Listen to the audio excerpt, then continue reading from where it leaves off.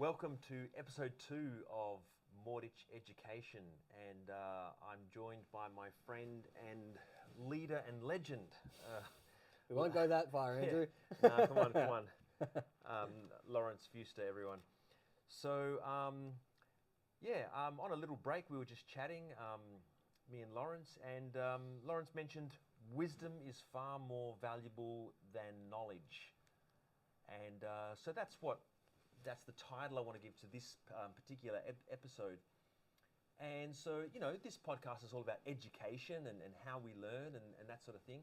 So I want to start from the beginning, so to speak, and start with the nitty-gritty. And I'm going to just put the toughest question to you first, which is, what actually is education in your opinion?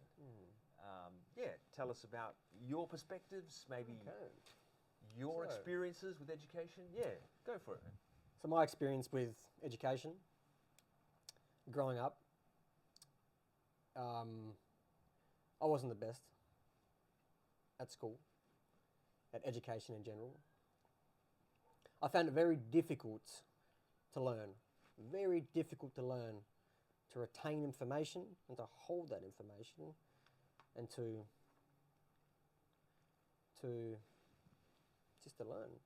learn, Mathematics, for example, wasn't my greatest one. Things like science was another one.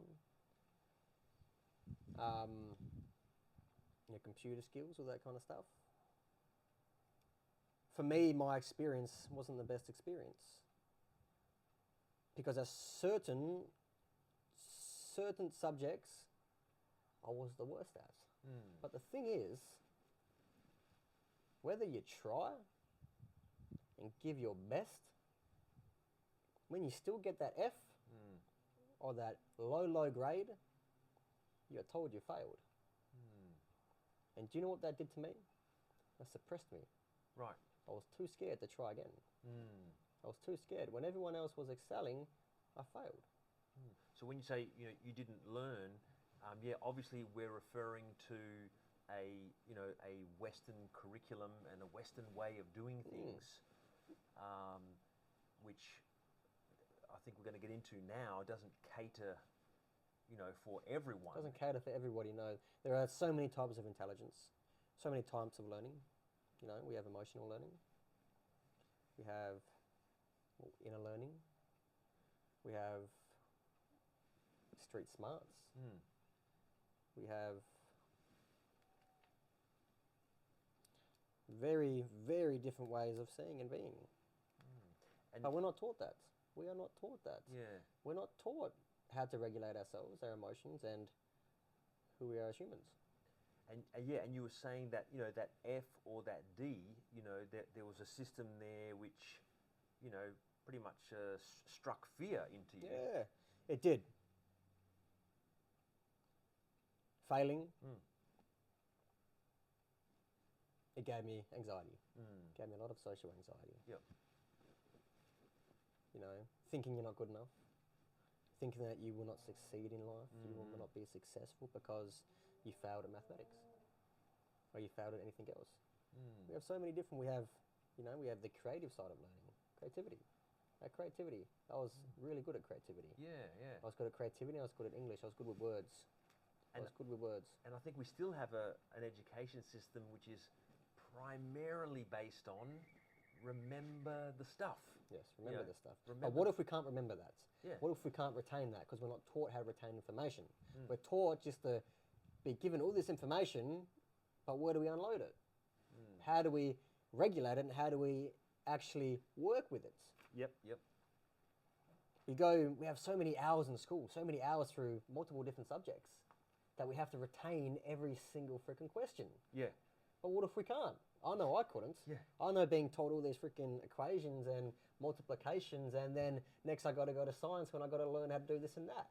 And after that, I learn something, maybe English or sports. You go through all these different subjects, but what are you really retaining? What are you retaining, yeah. The thing is, we should be taught how to retain information, and we shouldn't be overloaded with so much. And this is what overwhelms people. I know it overwhelms me, being taught all this stuff, and the next day you go to class forgetting because there is too much information that you have not yet retained. Yeah. So we forget. But other people remember, some people forget, but they're not good enough. They fail because they have not been taught how to retain information. They might be better at their emotions. Yeah. They might be better at creativity. Yep. So there's obviously, different types of intelligence.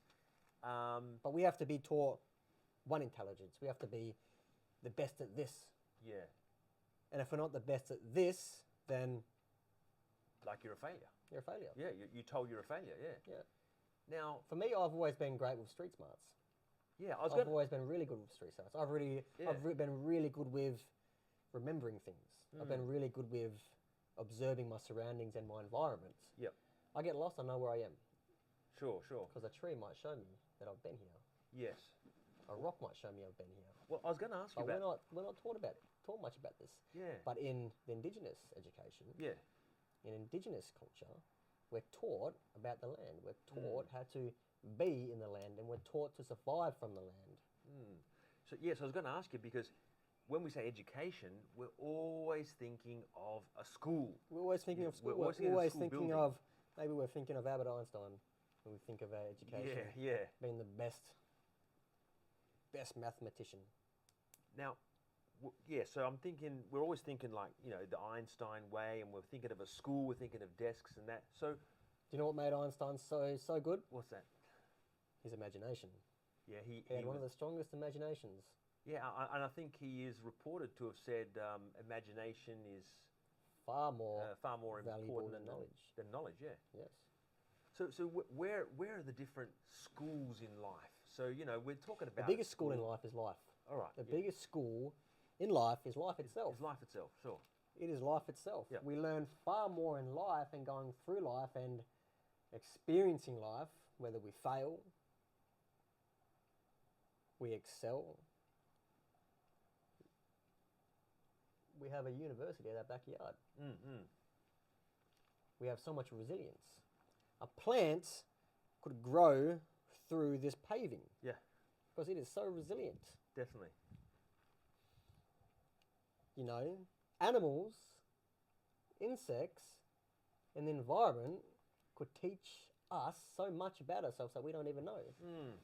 So I think we're lacking that a lot, aren't we? And part of why we're here actually is, to learn about Indigenous perspectives, Indigenous knowledges that perhaps us, Westerners, for want of a better word, that we're pretty much like oblivious to, we're ignoring.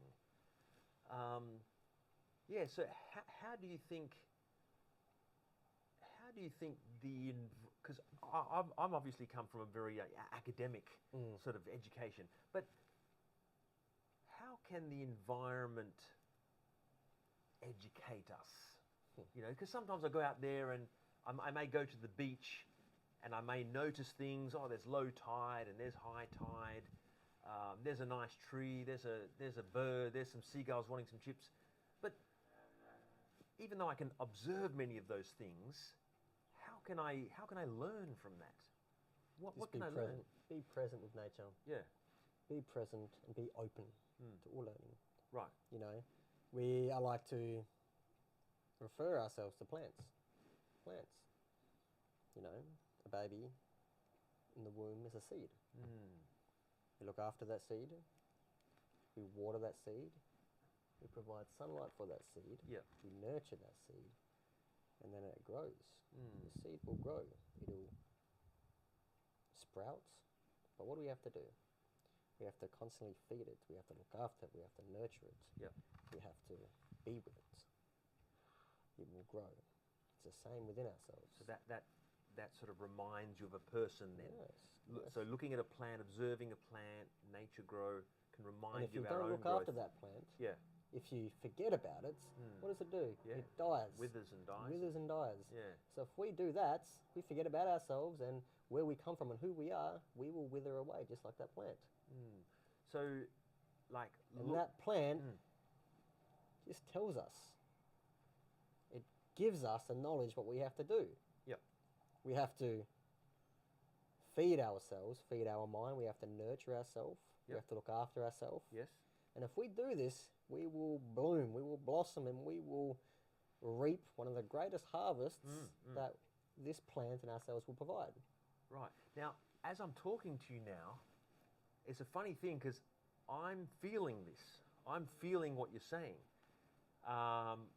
It's a funny thing because it's not all rational what I'm really perceiving, I'm feeling what you're saying as well. But I want to know, let's say non-Indigenous people, how can they access more? You know, I want your energy, your knowledge, your connection, your awareness, your depths. I mean, is it possible? Is it possible? It very much is. Yeah. It very much is. Just live life. Live life. That's all it is. Live life whether you fail, whether you succeed, whether you keep failing, whether you don't know who you are, whether you just don't know. Just keep living life and keep trying. Keep trying to find who you are. Keep empowering yourself and keep an open mind. Look within yourself. Know yourself. Continue the work of self-discovery is a journey of a lifetime. It is a journey. We will never finish this journey. We will never finish this journey. But if we do this, we are empowering ourselves and we are liberating ourselves from our own suppression. Yep. Yeah, To be like this, we have to understand ourselves. We have to know who we are. Yeah. I really like how you said that, and you once said that to me also in other words, you know, liberate yourself from your own oppression. Our own mental suppression. And I loved it. We were having a private conversation the other day, and you were saying you've got to deinstitutionalize yourself. Deinstitutionalize yourself. Yeah. And that doesn't mean if you're in a system, prison system, any kind of system. It just means deinstitutionalize yourself within. Start to unravel. Start to bring forth yourself. Start to understand yourself. Start to love yourself. Start to empower yourself. Start to give yourself. Give yourself the time. Life's hard. Life is hard. If you say life's easy, you're kidding yourself. Yeah. You are fucking kidding yourself. Yeah. I really like those. That's such beautiful words, and I've actually never heard those words in my life. I'm hearing them for the first time now. Give yourself yourself. Give yourself yourself. That's blowing my mind at the moment. Give yourself yourself. We're so focused on giving ourselves to other people. Yeah. We're so invested in them, and then we're not invested ourselves. We forget about ourselves. Yeah. And again, I just want to keep coming back to this because one of the things about learning is what I'm getting from you energetically, like from your belief. Now, I don't want to get too esoteric here, but I'm feeling a lot rather than just processing a lot. And that's where you need to be. Yeah, yeah. Instead of thinking, let's start feeling. Yep. Let's start being. Because the mind can play tricks. True. But now you've got tremendous resilience. If I may say very respectfully, you have been in the prison system. You've written a program, like a self-development program. A self-discovery program. A self-discovery program, Yep. which was accepted in the prison system to give to other people in there. So first it was just one. It was Acacia Prison. Yeah. I created this program on the backs of my own self-discovery. Yep.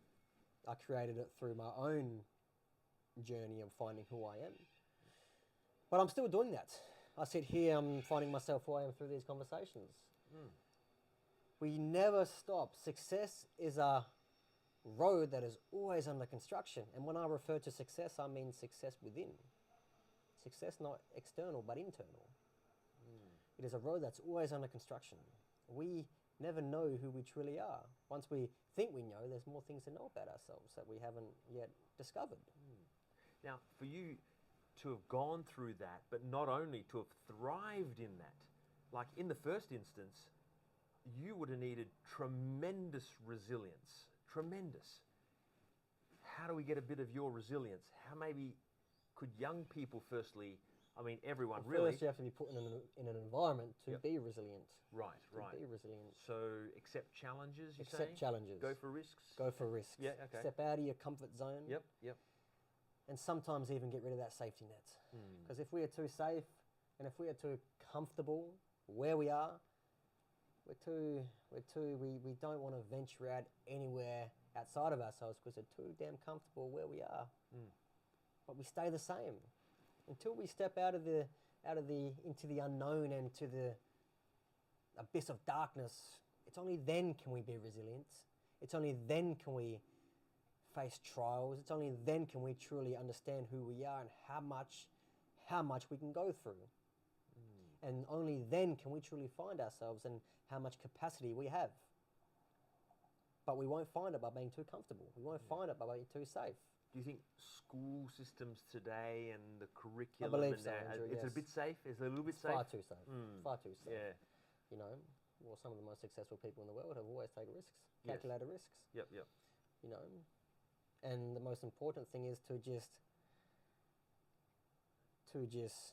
you know, it's good to fail. Yeah, It's yeah. good to fail. Well, I want to come to that point because, Because you learn so much. yeah, you know, I'm fairly familiar with the Australian curriculum, but I don't see words in there saying take risks. Yeah. You know, I mean, I read all the content the students need to learn, and it says, you know, students will develop their inquiry skills, and Just imagine if we, but never says take risks or fail. through resilience, we take a risk, we fail, but we get back up and we try again and we succeed the next time. Yeah, so Because that's we're not. resilient and we Mm, do it, we bounce back from adversity. mm, Whether we've failed this risk or we've achieved this risk, Yep. we continue. We have the courage to continue. so that's not really present much in the curriculum, is it? It's not really, you know, the encouraging people to take risks. It's human nature. Mm. It's human nature. You know, take a risk. Let's just take a risk. If you want to achieve something, if you want to be somebody, if you want to stepping out into the unknown and stepping out of the comfort zone is taking the biggest risk you can do. Yeah. It's taking the biggest risk because you are unsure about it. Yep. You are unsure about what's going to happen when you step out into the unknown. It's one of the biggest risks. Yeah, it's one of the scariest It's things, one of the isn't it? scariest. Change is one of the scariest things that somebody can encounter. Yeah, yeah, yeah. So how do we, you know, walk headlong towards change and, you know, grab it by the throat and say, bring it on, rather than, you know, We just do it anyways. you just do it anyway? We just do it anyways. Yeah. Regardless of the mind saying us, oh, don't do it, something might happen. Yeah. We might fail. Mm. Fuck that. We do it anyways. Yeah. We do it anyways because, you know, because it's life. Yeah. And it's thrilling. Mm. We do it. I love it. Do you know how I know I'm on the right path? I But- get nervous. Yep. I get nervous. Mm. For me, nervous means growth. Yes. If I'm not nervous, I'm not growing. Mm. I come here, I'm nervous doing this podcast. Yeah. I'm nervous. Yeah. You know, I'm nervous every single day. Every Mm. single day. The things that I know that will take me to the next step and to the things that will help me excel in life, they make me nervous. They Yeah. scare That's a really. the shit out of me. But Yeah, yeah, yeah. I do it anyways because I know that even if I do it, Yep. when I do it, and after I finish it, I'm going to feel so freaking good. Yeah, yeah. I'm going to feel amazing. I'm going to be like, look, Laurence, look how far you've come and look where you are now. Yes. Because you have taken the first step and because you are bold enough to step out Yep. into the plane of the unknown. Mm. You are not afraid of risk. Yeah. You take it. And if you fail, you kick your resilience in and you bounce back from adversity. Yeah, I know what you mean. I love that what you say. You know, if you're nervous, it means you're on You're on the right track. you're on the right That's track. I Yeah, believe yeah. anyways. There's so many different nervous situations. You know, it could be a bad nervous, it could be maybe you could be getting into a fight nervous. Yeah, yeah. You know? But when you know you're doing the right thing and when you know you're on your path and you're doing things that, you know, that take you away from that comfort zone and, you know, put you in that environment of growth, you know, that's nervous and that's what I call living. That's what I call living. Being nervous, I love it. I love it. Yeah, yeah. You know, I put myself in these nervous situations all the time because each time that I do this, I will grow. Whether I'm too scared to do it, whether I tremble or I shake or I shut down or I freeze, who cares? I do it anyways. Yeah, you just do it anyways. That's another good advice. You know, put yourself deliberately in a nervous situation. Yes, and you will grow. You will. Your character will just be amazing. If you did that for years, 5 years, months, you will be surprised of the man or woman that you become. You will be surprised of the resilience, the courage, the discipline, and all the other characteristics that come with it. Yep. You will thrive and you will strengthen who you are as an individual, and you will take your new profound self out into that world and you will succeed in ways unimaginable. And so how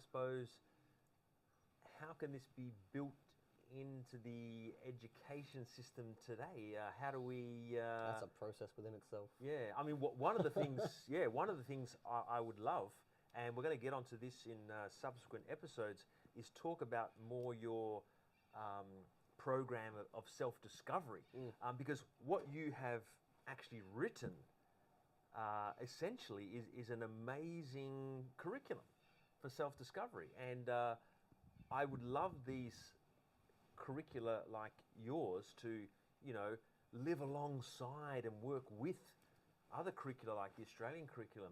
And, you know, I think we have to look for different kinds of knowledges. You know, so the traditional education system may look at someone like you and say, well, you haven't got the academic credentials. Yep. But my God, when I met you, I thought, well, you know, with some things that I talk to you about, I feel like I'm a child. You know what it is, Andrew? You're a youngster compared to me, but sometimes I feel like, wow, this guy. You know what it is? Yeah. I'm just here to play my part, and that's everything. That's everything. I'm here to play my part, and I'm here to help. I'm here to heal as much people as possible, and I'm just continuing this, and I'm just starting this journey. But I love it. I love it, and I'm just bringing who I am. I'm bringing my true self. I'm not going to be anybody that I'm not. I'm not going to sit here and tell you what you want to hear. Yeah. I'm going to sit here and I'm going to tell you what you got to hear. Yeah. What I believe. Because if I didn't say my truth, I would be suppressing myself. Yeah. But I don't do that anymore. I've done that too long. Too long. I'm just here to be myself. Yep. I'm here to play my part in forming and building a greater world, a greater society for all who live in it. Whether I reach one person or 1,000 people, that's okay. Sure. If I help one person out of 1 million, I'm still doing my job. Yeah. That's life, and I'm happy. Yeah. Well, I really think what you have to offer yourself, I think, is going to impact people far and wide. I personally think that. Yeah, I suppose just to finish off, can you give us a bit of a glimpse into your self-discovery program? Just of course. Just the basis of it, the framework of it, the curriculum that you yourself have developed, and for who and why. So the self-discovery program is a program of inner education. It's a program of self-development and growth. The program is about finding who we are, you know, finding the things we've never known about ourselves, venturing into the darkness, recovering these new characteristics that we never knew about ourselves. If I asked you, who are you? What kind of man, what kind of woman are you? Some people couldn't give that answer. If we really knew ourselves, we would tell who we are. You know, for me, I never knew who I was. I still don't know who I am because I'm still finding that version of myself. Sure. And that's a continuous journey that will take a lifetime. Yep. My God, the rewards we seek if we continue on that path. Little things we find, you know, we work through our strengths, we work through our weaknesses. What are our weaknesses, and how can we turn our weaknesses into our greatest strengths? How can we turn our weaknesses and make them our greatest assets?